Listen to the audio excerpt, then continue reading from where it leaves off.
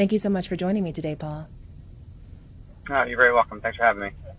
Paul, so not a lot of union members are actually doing interviews. Why are you speaking to the press?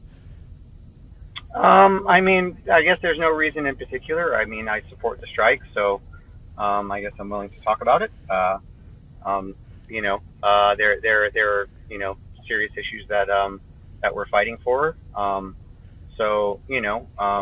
A few union members I know are doing interviews.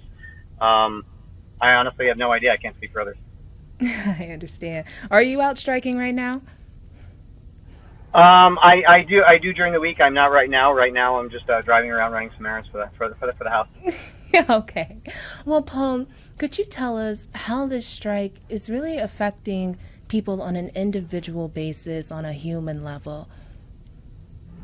I would say, on an individual level, again, I can really only speak for myself, but I think that it's affecting us, all financially. A lot of us, that work in production, it's not all glamour. It's probably about maybe 1% of us that actually make enough money to not have to worry about the strike. The rest of us work production to production, paycheck to paycheck, just like everybody else does. So without productions going on, without paychecks coming in, everybody feels the pressure.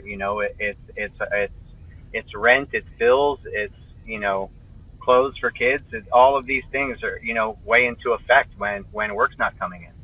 And Right. production is such a demanding job that not a lot of people that work in production do anything else because our days are so long and so unpredictable.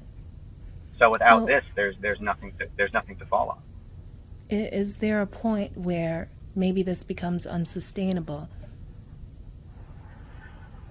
Again, everybody's situation is different.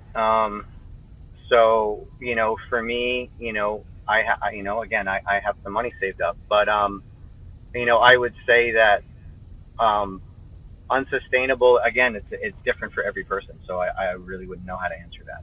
For me, right Mm, now, it's sustainable. I'm okay. I have money saved up. Um, Luckily, I have past jobs that I can always fall back on for extra money if I need to. So again, it's tough to speak for other people's experiences because uh, their side jobs, other jobs that they have, I really don't know about. hmm. So, But I how will say long? that without money coming in, most people are going to have to try and find jobs away from production if this strike, um, lasts longer and longer and longer, for sure.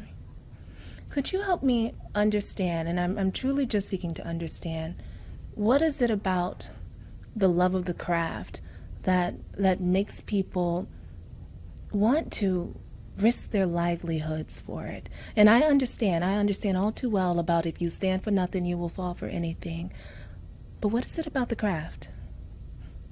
Again, I can speak for myself, and there's, I was a chef for a long time, and there's something about when you put out a dish and people respond to it and people love it. When you're part of a show and you make that show and that show comes out and people love it and you're watching it with your friends and there's a certain scene that comes up and maybe you work that day and they really really like it and there's an internal gratitude that's like you can't get anywhere else. That I think comes with seeing a film completed on the levels of production that there are. It's definitely an accomplishment for each one that you work on.